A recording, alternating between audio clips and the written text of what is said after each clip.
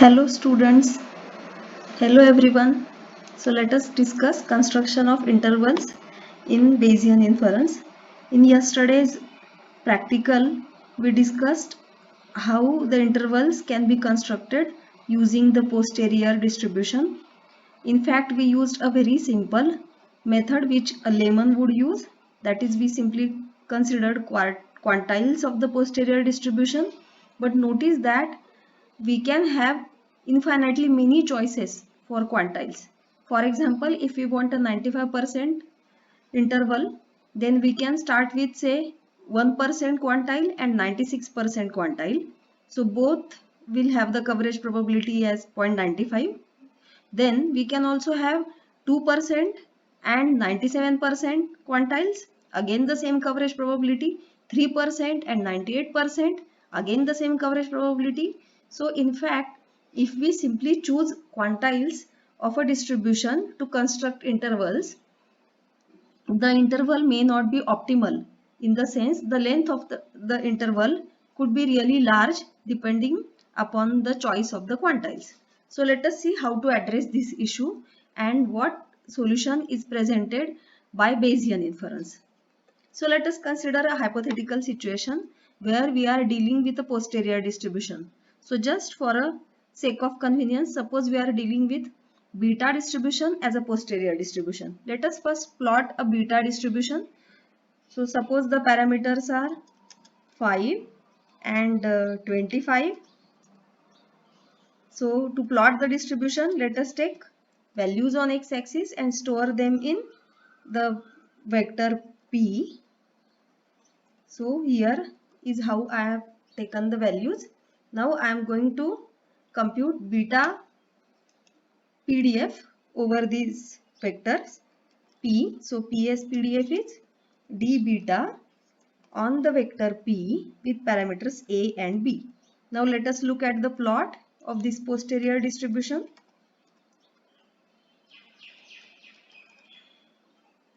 Okay, so let us try doing this. So this is how the plot looks. You can see that the distribution is asymmetric and the mode is around 0.15, means it is between 0.15 and 0.2. The posterior mode is definitely between 0.15 and 0.2. Now suppose we construct intervals as I have suggested earlier. So we can have 1% and 96% point, or we can have 2% and 97% point.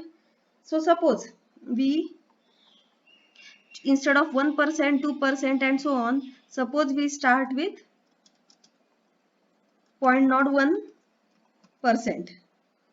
Okay, sorry, 0.01 means 1%, and now we want to go on till we get the maximum upper limit. Means I can say I have 0.01 means 1% quantile and 96% quantile, or 2% quantile and 97%, or 3% and 98%, or 4% and 99%, or 4.5% and 99.5%, and so on. So at most we can go up to 0.049 suppose. Okay, so I have a sequence of lower sequence of values to be, for which the quantiles are to be obtained. These quantiles will be treated as the lower limits of these intervals. I hope you are understanding this. So what I am doing here is I am starting with 1% and at most I will go up to 0.049, because if I choose 0.05 means then to get the coverage probability as 0.95 I will have to go for 1. So 1 will be infinity, sorry, 1 will be 1 means 100% quantile will be the 0.1. So in that case it won't be an interval, it will be simply a lower limit for the parameter, and so may not be that useful. So to maintain the interval structure, suppose I stop at the point 0.049. So what I am doing here is I have chosen a sequence of values of the quantiles for which I am of the quantiles for which the corresponding population quantiles will be obtained. Now suppose the upper limit are stored in beta, then it will be simply 0.95 plus alpha. So I hope you are getting the idea of what I am trying to do. So for example, I'll choose Q beta at point alpha 1 with parameters A and B. This will be lower limit, and now Q beta with parameters as the first element of beta 1, that will be my upper limit. So right, so 0.046 and 0.29. So this is my first interval having probability 0.95. So here actually literally probability that theta, the unknown parameter which has posterior distribution as beta with parameters A and B, the probability that this theta belongs to this interval 0.046345009 to 0.2297768, this probability is exactly equal to 0.95, because we are using population quantiles, we are not using sample quantiles. In yesterday's discussion on the solution to the second practical on single parameter models, we were not obtaining population quantile. Instead, we were simulating observations from posterior distributions, and we were using sample quantiles in order to estimate population quantiles. So here that is not the case. I am actually using population quantiles to construct the intervals. So both way it is fine. Simulated observations will give you an estimate of the lower limit, but in most of the cases they are as good as the original ones. So suppose we are going to construct intervals like this. So this will be the lower limit of the interval. So I am going to call it LCI.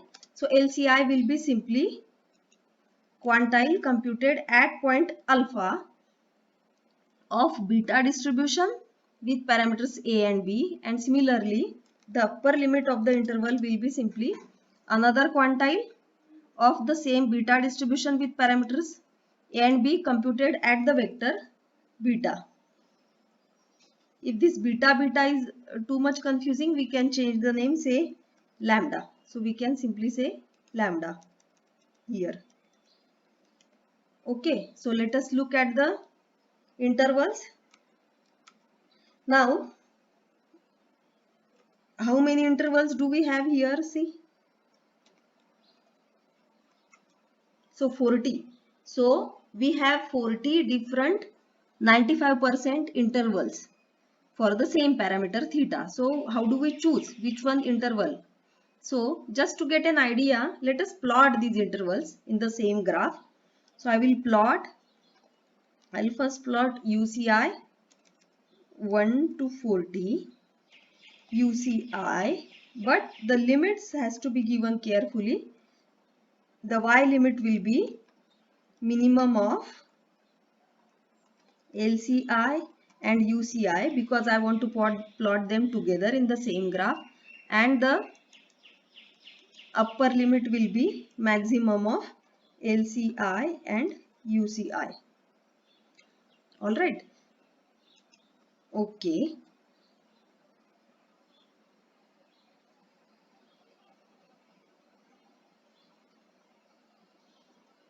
Let us see, there is an error message. X and Y differ in length.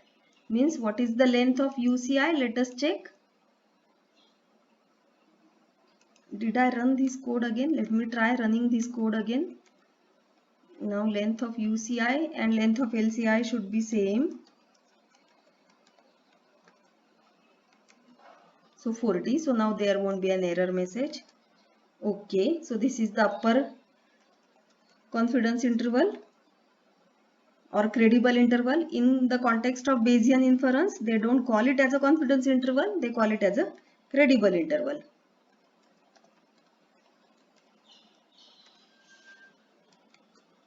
So see, as you can see here, so this will be the first interval, this will be the second interval, and so on. So notice that the length of the intervals are not same. In fact, even though it looks like it is almost same, you can see here From this point onwards, the length is increasing. Length will be simply the difference between these two. So let us try plotting the length. Let us compute the length of the confidence interval. So suppose LENCI is the length of the credible interval. Then it will be simply UCI minus LCI. Now let us plot this. So see what do we get. So here it is clear that the length of the confidence interval, credible interval is not the same. In fact, it is increasing. So now, since we are going to use an interval for predicting the observations, length of any interval should be minimum. So let us try to find minimum of the length. So suppose k is which dot mean of LENCI. So let us try to identify the point at which the length is minimum. So suppose it is k, then let us find the interval at this value. Okay, so the interval is 0.04744769 and 0.298811155. So what does it tell? Is there any connection between these? Means if I go on, I can't choose intervals arbitrarily, right? So if I want to choose or construct an interval with a minimum length, what should be the idea? How can we do that? So is there any connection with this interval and the posterior distribution? Definitely there would be a connection. So let us try to identify these points on the posterior distributions graph. So let us plot the posterior distribution again. Look at the graph. So if we try to identify point here, so the lower point is 0.047, means somewhere really close here, and now the upper limit is 0.9 to 0.2988155. 0.29 means 0.3 is here, so somewhere very close to 0.29. So it is as if from this point to this point I have been given the interval. So note that this interval definitely contains posterior mode of the distribution. Now what will be the posterior mode? So now you know, in case of beta distribution, the posterior mode is first parameter -1 upon addition of both the parameters -2. So this will be the posterior mode. So let us check whether this mode is correct or not by plotting a vertical line at that point on the graph. So this point, so yes, so the posterior mode is correct. The mode is at 0.14. So 0.1428571. So clearly the interval contains posterior mode. So does it happen always that whenever we construct an interval for a single parameter, in case of Bayesian, does the interval always contain posterior mode? Did all the intervals contain posterior mode? So again look at the graph of the intervals. So notice that all the lower limits and upper limits, this was the interval. So in this graph, so let us plot the graph again, and let us try to add the line. Now in this graph, let us try to add the line, AB line H is equal to PS mode. So let us try to add so that I will get to know exactly where the posterior mode was.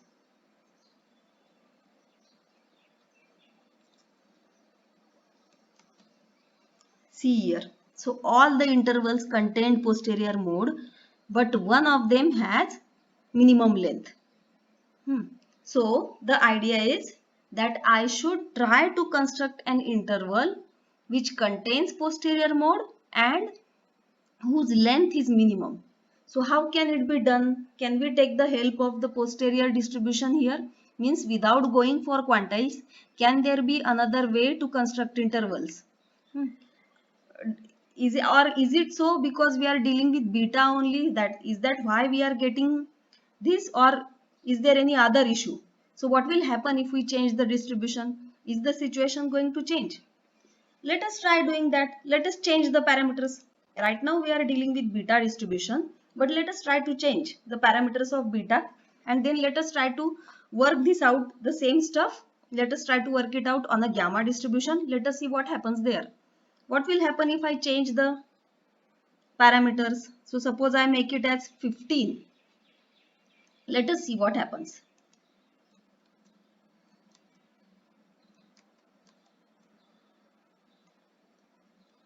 So see, look at the distribution now. The distribution had changed. The posterior mode has also shifted.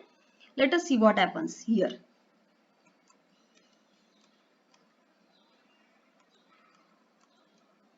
Now let us compute the posterior mode first, and then we will add the line here. And now let us add the line to this graph of intervals. See here. So again, even if I change the parameters, again every interval constructed this way using the population quantiles contains posterior mode all the time. Now let us see which one is minimum. So again you can see here that the length of the confidence interval was decreasing. It reached its minimum and then it started increasing.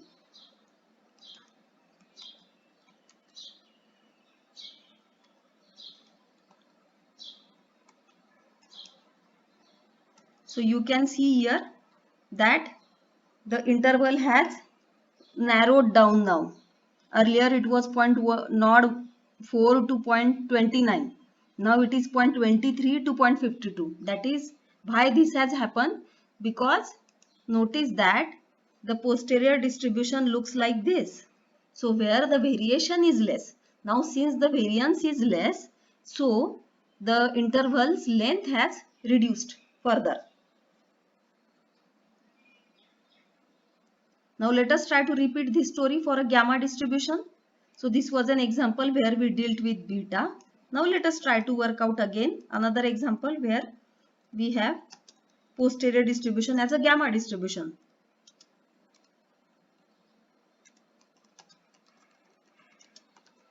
So example 2, gamma distribution. Okay, so which changes will I need to make? I'll have to check the parameters. So I have chosen the parameters like this.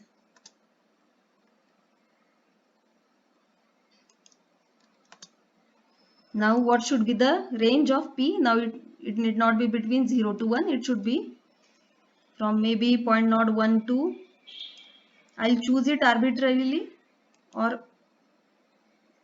say 15 or something. Let us try plotting this.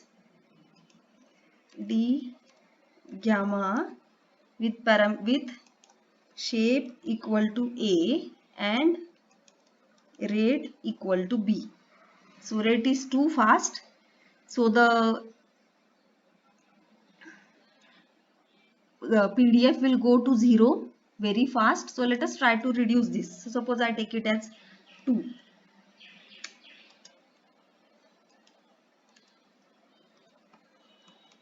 Okay. Now let us try plotting the posterior PDF. Okay, so this is how it looks. So yeah, so 15 is alright because the PDF is almost 0 beyond 0.10. Now let us choose the same method of construction of intervals.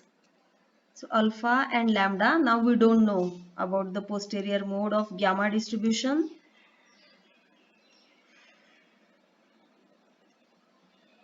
But we can notice that it is somewhere between around 2.5. Okay, you can simply look at the maximum here,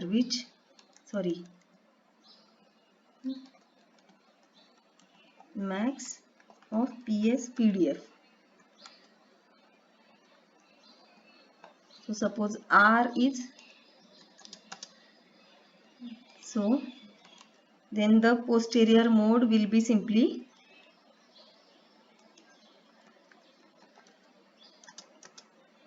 rth value of P.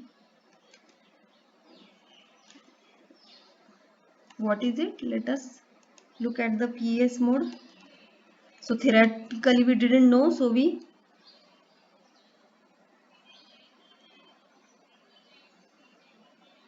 yes, so it is exactly at 2. So that is interesting. So now let us try to construct the intervals. Now instead of Q beta, I should have Q gamma.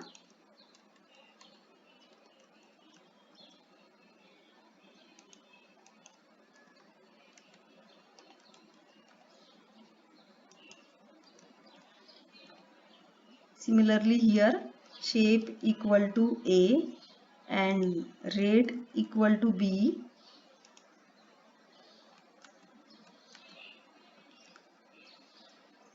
Oh, I'm sorry, it should be gamma.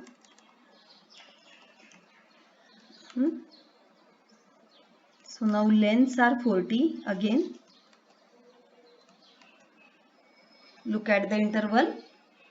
So somewhat around 0.01 to 4.8, then it goes on increasing. So the length will also go on increasing drastically. Does it contain mode always? So yes, the posterior mode is exactly at 2. So yes, it contains mode. Then the length. Now let us plot the length. So yes, now let us try to identify the interval with minimum length. So it is 0.63 to 4.755. So yes, the interval does contain posterior mode. So even though we changed the distribution, when we tried to obtain an interval based on quantiles, then the interval with minimum length always contained posterior mode. So this tells us something important. Now why we are so much interested in posterior mode? So notice that the posterior mode represents the most likely value of theta based on the posterior distribution. Now notice that posterior distribution summarizes all the information which is contained in the data. In fact, it summarizes all the information contained in the prior distribution, likelihood function, and hence the joint distribution. So posterior distribution is used for obtaining or constructing all the intervals or testing hypothesis or estimation. So all the procedures related to the parameter are done using the posterior distribution. So posterior mode in is an important entity because it represents the most likely value of theta. So when it comes to constructing intervals, one should always construct an interval which contains the most likely value of theta, and so the interval should be constructed around the posterior mode. So let us see how it can be done theoretically. Let us continue our discussion about the intervals. So this is how the credible interval is defined in Bayesian inference. So for alpha between 0 and 1, 100 into 1 minus alpha percent credible set for theta is a subset of a parameter space such that the posterior probability of the set is at least 1 minus alpha. This should be 1, not L. So the posterior probability of the set should be 1 minus alpha. So when the set is an interval, it is called as a credible interval. Now since the posterior distribution is an actual probability distribution on theta, we can always extract meaningful information about the set C. In the sense, we can always say that probability that theta is in C, theta belongs to the set C, is at least 1 minus alpha. So in choosing a credible set for theta, it is usually desirable to try to minimize its size. In the sense, set can need not be interval all the time. So suppose you are dealing with a multi-parameter setup. So the set will be, could be a rectangle, could be a circle, could be a sphere. So depending on the dimension in which you have theta. So if theta is 2-dimensional, it can be a circle. If theta is 3-dimensional, it can be a sphere. So in that sense, in those cases, so again one needs to optimize the set. So the optimization can be done by considering the minimum volume or minimum size of the set. So in case of single parameters, we are limiting our attention to the intervals alone. So an interval can be constructed which includes those points with the largest posterior density, because those points are the most likely values of theta. So does what happens when you construct an interval which must contain the posterior mode of the distribution? Does it help in minimizing the length of the interval? This question again we are going to answer in this lecture. So let us see how it can be done.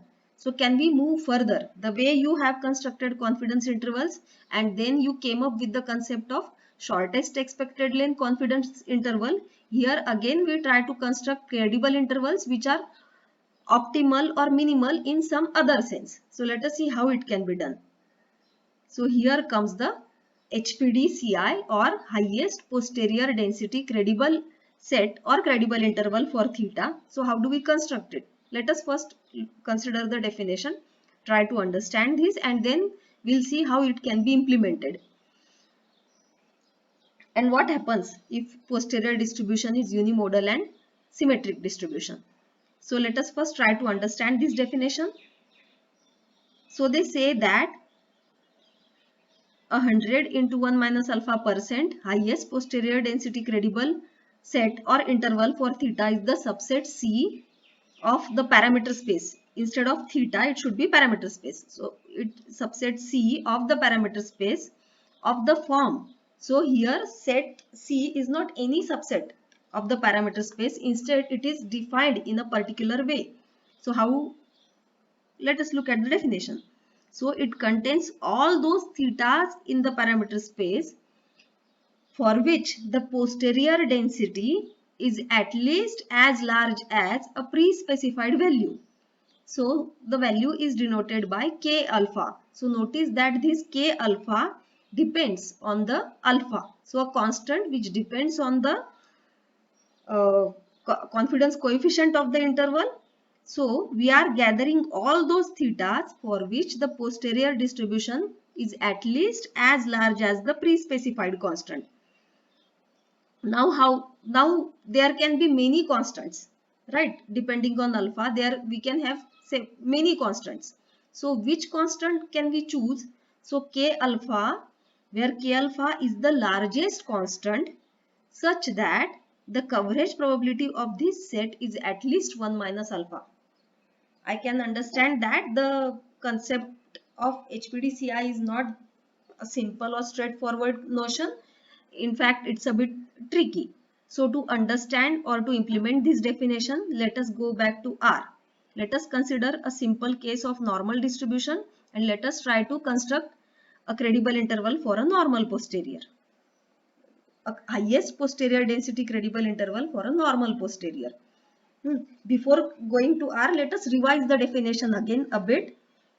First, we have to identify a constant such that the posterior distribution is at least as large as the constant. So there can be many such constants. So suppose the posterior distribution's values start from 0.05 to say 0.95.